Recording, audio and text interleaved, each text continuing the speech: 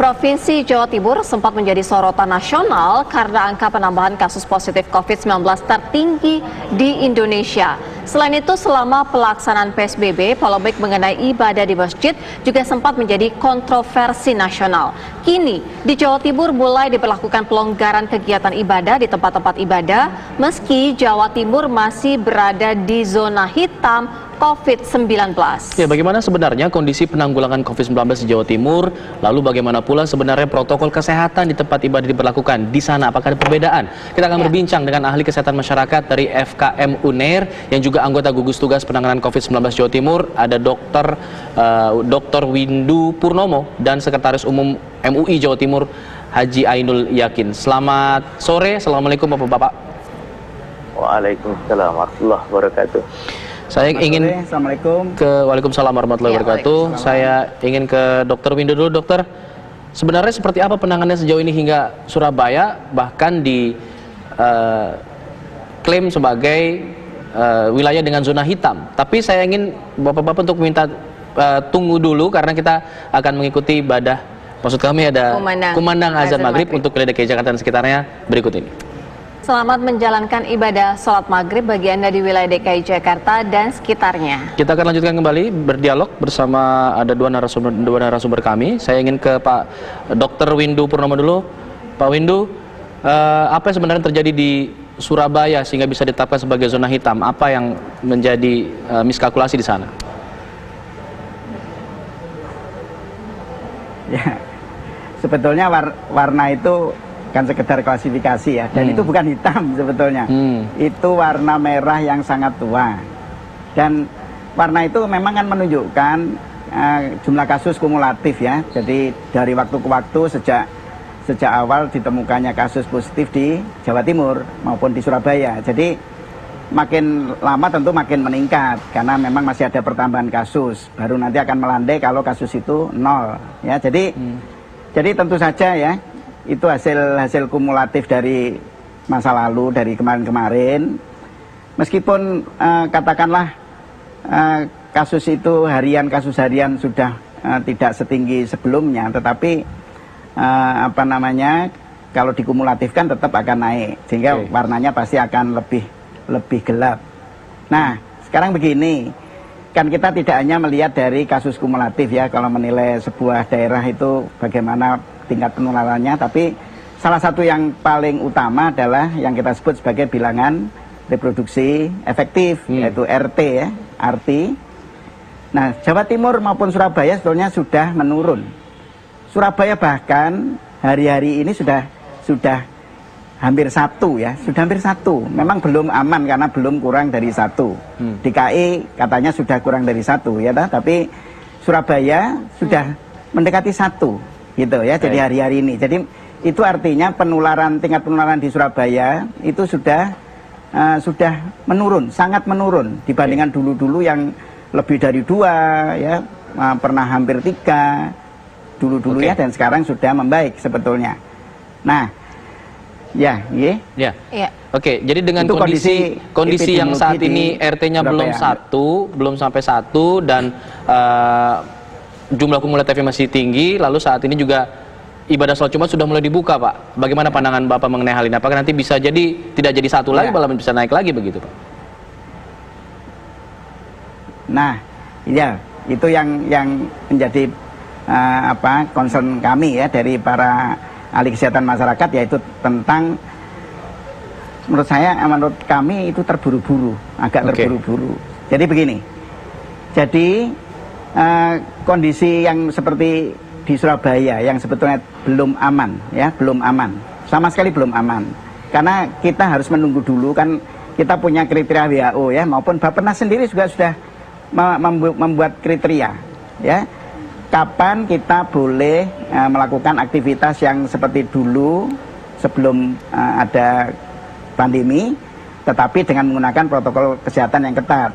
Yaitu kalau salah satu tadi yang saya sebutkan, yaitu melihat artinya tadi, RT. RT itu harus kurang dari 1 dan berlaku selama 2 minggu berturut-turut ya, berturut-turut. Jadi misalnya hari ini misalnya sudah 0,9.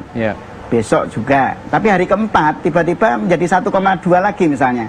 Itu kita batalkan. Nah, kita mulai lagi ketika RT menjadi kurang dari 1 lagi dan kita hitung, kita perhatikan sampai, kita observasi sampai 2 minggu.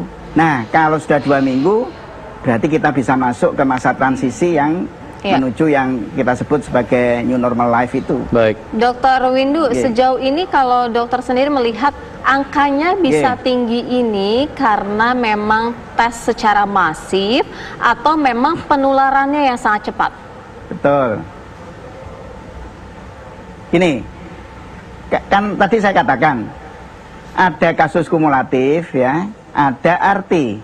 Nah, itu harus kita lihat bersama-sama. Kalau kasus kumulatifnya tinggi dan kasus hariannya juga tinggi, per hari pertambahnya tinggi, dan artinya juga tinggi, itu artinya betul-betul karena penularan.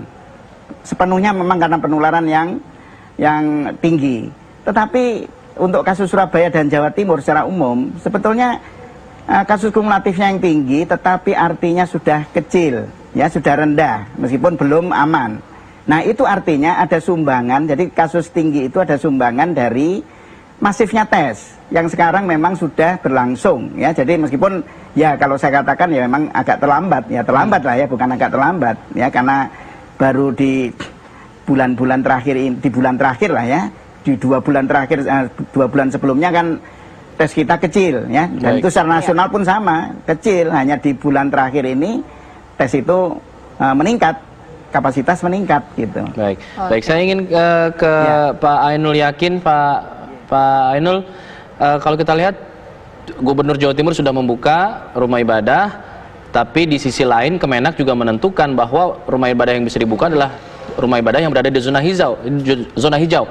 Sementara Surabaya masih bisa dibilang zona merah, merah tua bahkan dikatakan oleh tadi Dr. Windu. Apakah MUI Jawa Timur tidak memberikan masukan kepada pihak pemerintah provinsi atau seperti apa?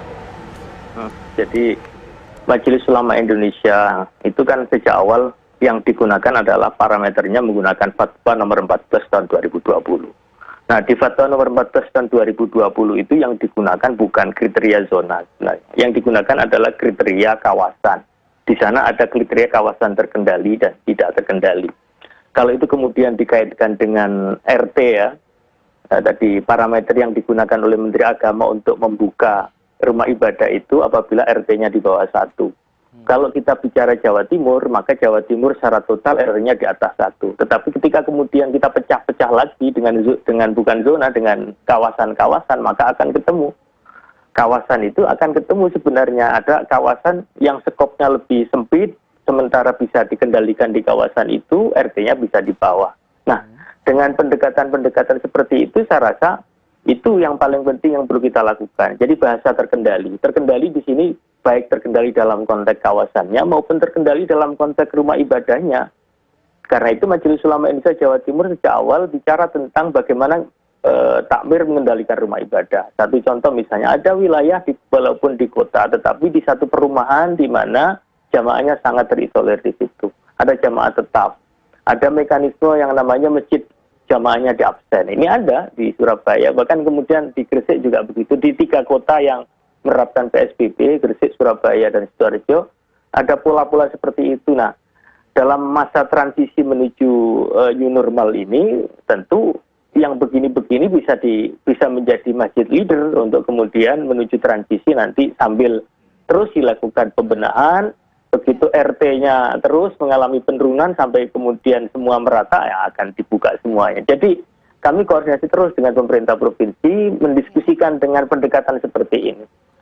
Jadi seperti yang dilakukan oleh Pak Yusuf Kala di DKI, kita ingin juga masjid-masjid yang sudah mampu melakukan protokol COVID dengan baik, mengendalikan jamaahnya secara ketat.